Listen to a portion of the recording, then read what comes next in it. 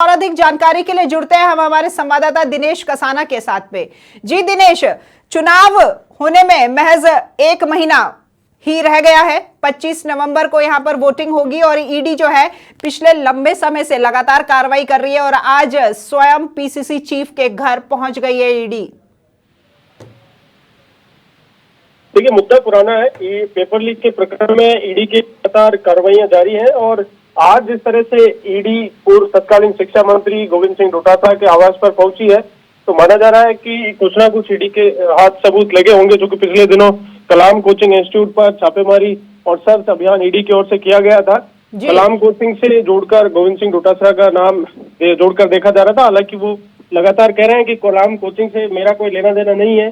उन्होंने कई बार स्पष्ट किया है, लेकिन जिस तरह से ईडी, चूंकि सत्यापन के बगैर ईडी की कार्रवाई, ईडी की टीम है किसी भी जगह नहीं पहुंचती है, तो ऐसे में चुनाव से पहले जिस तरह की कार्रवाई हो रही है लगातार, कांग्रेस के नेता इस बात का दावा कर रहे थे पहले से ही कि जैसे जैसे चुनाव नजदीक आएगा इनकी कार्रवाइयां बढ़ेंगी ईडी की।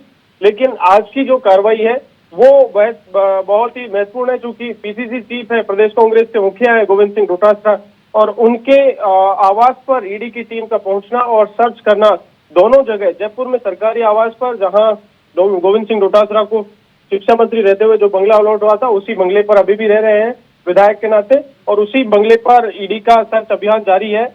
डोटासरा अभी सीकर में मौजूद है। सीकर उनका जो खुद का आवास है, पैतृक आवास, उस पर भी ईडी की कार्रवाई हो रही है, वहां पर भी सर्च अभियान जारी है। तो ऐसे में ये पेपर लीक का जो मुद्दा था काफी पुराना मुद्दा है और इसी मुद्दे पर लगातार ईडी अलग अलग जगहों पर दबिश दे रही थी, कार्रवाई कर रही थी, सर्च अभियान चला रही थी। तो ऐसे में ये माना जा रहा है कि ईडी के हाथ कुछ तथ्य हैं जो अलग अलग, चाहे कोचिंग इंस्टीट्यूट पर छापेमारी की गई हो या पिछले दिनों और भी जगह कार्रवाई की गई थी ईडी की ओर से, तो ये माना जा रहा है कि कुछ तथ्य हाथ लगे और उनमें उनसे कोई संबंध, पीसीसी चीफ तत्कालीन शिक्षा मंत्री थे गोविंद सिंह डोटासरा, उनका ईडी का हाथ कोई हाथ लगा होगा, ऐसा तथ्य। तो ऐसे में अब उनके सरकारी आवास पर भी ईडी की टीम पहुंची और वहां पर उनका सर्च अभियान जारी है। देखिए दिनेश, प्रदेश भर में ईडी की कार्रवाइयां की जा रही थी, उदयपुर में की जा रही थी, जयपुर में भी की गई, व्यापारी वर्गों पे भी की गई और यहां सरकार से जुड़े कई मंत्रियों पे भी की गई, लेकिन गोविंद सिंह डोटासरा के घर पहुंचना ईडी का ये बहुत बड़ा सवाल खड़ा करता है। दिनेश,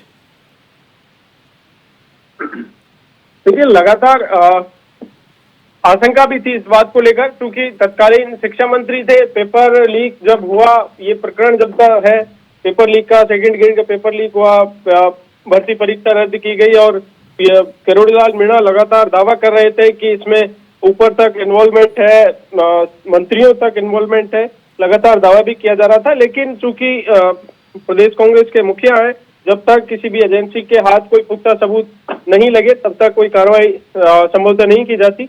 तो ऐसे में अब जिस तरह से चुनाव से ठीक पहले कार्रवाई होना एक तरफ कांग्रेस पार्टी से राजनीति बता रही है, तो दूसरी तरफ जैसा अभी रामलाल शर्मा आपसे बात कर रहे थे और उनका बीजेपी के नेताओं का दावा है कि एजेंसी अपना काम कर रही है। उस वक्त भी ये बात निकल कर आई थी कि इसमें जब डीपी जारोली जो माध्यमिक शिक्षा बोर्ड के चेयरमैन थे, उनका रिजाइन हुआ था और उन्होंने एक स्टेटमेंट दिया था कि राजनीतिक संलिप्तता इस पूरे प्रकरण में है। तो ऐसे में ये पूरा मामला है, ये पेपर लीक से जोड़कर ही देखा जा रहा है। लेकिन बिल्कुल दिनेश, फिलहाल धन्यवाद आपका इस तमाम जानकारी के लिए।